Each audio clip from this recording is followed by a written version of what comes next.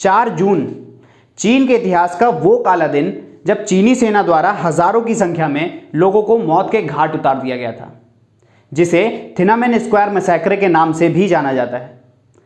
हम सब जानते हैं कि चीन में किस तरह से लोकतंत्र की आवाज़ को उठने का मौका दिया ही नहीं जाता। थिनामेन स्क्वायर मैसेक्रे भी उसी का एक बड़ा उदाहरण है।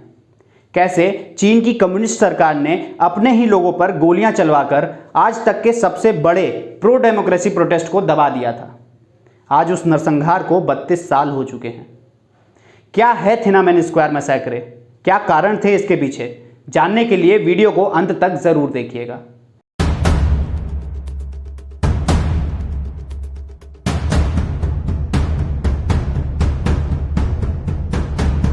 नमस्कार, मैं हूं पुष्कर द्विवेदी और आप देख रहे हैं दी गंगा टाइम्स। थिनामेन स्क्वायर मैसेक्रे यानी कि थिनामेन चौक नरसंहार चीन के इतिहास का वो काला पन्ना जिसे चीन की सरकार अपने नागरिकों से हमेशा ही छिपाने का प्रयास करती आई है और आज भी ये प्रयास जारी है। आज से 32 साल पहले चीन में लोकतंत्र के समर्थन में हो रहे विरोध प्रदर्शन को दबाने के लिए 4 जून 1989 को चीनी सरकार ने सेना द्वारा भयानक नरसंहार को अंजाम दिया था, जिसमें हजारों लोग मारे गए, हजारों लोग घायल हुए और हजारों लोगों को गिरफ्तार कर लिया गया। यह प्रदर्शन शुरू हुआ था कम्युनिस्ट पार्टी के पूर्व जनरल सेक्रेटरी और उदारवादी नेता हु याओबांग की मौत के बाद।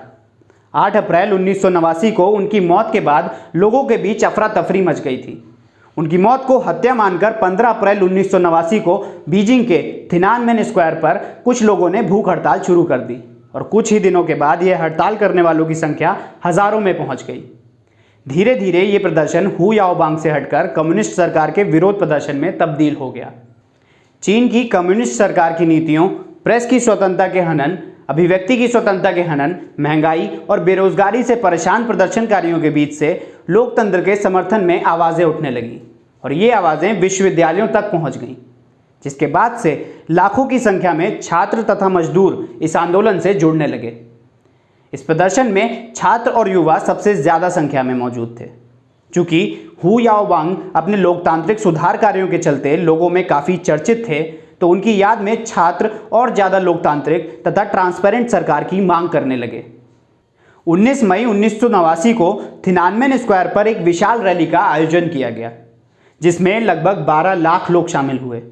चीनी सरकार ने बढ़ते प्रदर्शन को देखते हुए मार्शल लॉ लागू कर दिया, जिसके चलते लगभग 2.5 लाख सैनिकों तथा सैकड़ों टैंकों द्वारा प्रदर्शनकारियों को घेर लिया गया और प्रदर्शन को रोकने के लिए प्रयास चालू हो गए। 1 जून 1989 को सरकार द्वारा बीजिंग से अमेरिकी समाचार प्रसारण को रोक दिया गया, जिससे चीन में चल रहे सरकार विरोधी प्रदर्शन की खबरें बाहर न जा सकें। लगभग 6 से 7 हफ्ते तक चलने वाले इस आंदोलन को कुचलने के लिए चीनी सरकार के आदेशानुसार 3 जून की रात से ही चीनी सेना ने प्रदर्शनकारियों को घेरना शुरू कर दिया और उन पर गोलियां बरसाने लगे। ये नरसंहार 4 जून की सुबह तक चलता रहा। लोगों के बीच अफरा तफरी मच गई और इस नरसंहार में हजारों लोग मारे गए, हजारों को गिरफ्तार कर लिया गया। हालांकि चीनी सरकार ने अपनी जारी की गई रिपोर्ट में सिर्फ 200 से 300 लोगों के मरने की खबर बताई, लेकिन लोगों के अनुसार वहां हजारों की संख्या में लोगों की मौत हुई थी और हजारों लोग घायल हुए थे। जबकि एलन डोनाल्ड, जो कि उस समय के ब्रिटिश राजदूत थे, उन्होंने अपने भेजे टेलीग्राम में बताया कि 1989 में इस नरसंहार में कम से कम 10,000 लोगों को मौत के घाट उतार दिया गया था।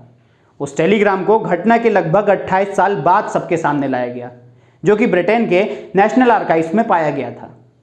आज भी चीनी सरकार इस आंदोलन तथा नरसंहार को अपने नागरिकों से छिपाने का प्रयास करती है।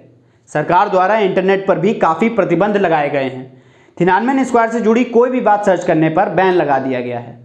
अगर सच चीन का इतिहास सामने आ जाए तो ऐसी कई घटनाएं मिलेंगी जहां आम लोगों की आवाज़ को दबाने के लिए चीन ने दमनकारी नीतियों का सहारा लिया होगा। हांगकांग में मौजूदा हालात से तो आप वाकिफ़ ही होंगे। यह बताता है कि आज भी कुछ नहीं बदला है, मगर 32 साल पहले जो चीन ने किया उस नरसंहार को आज तक कोई नहीं भूल पाया है और ना ही भूल पाएगा। अगर आपको हमारा ये वीडियो अच्छा लगा हो तो इसे लाइक और शेयर करना मत भूलिएगा। ऐसी ही और भी जानकारी पाने के लिए जुड़े रहिए और देखते रहिए दी गंगा टाइम्स। और अगर आपने अभी तक हमारे चैनल को सब्सक्राइब नहीं किया है तो चैनल को भी सब्सक्राइब कीजिए। धन्यवाद।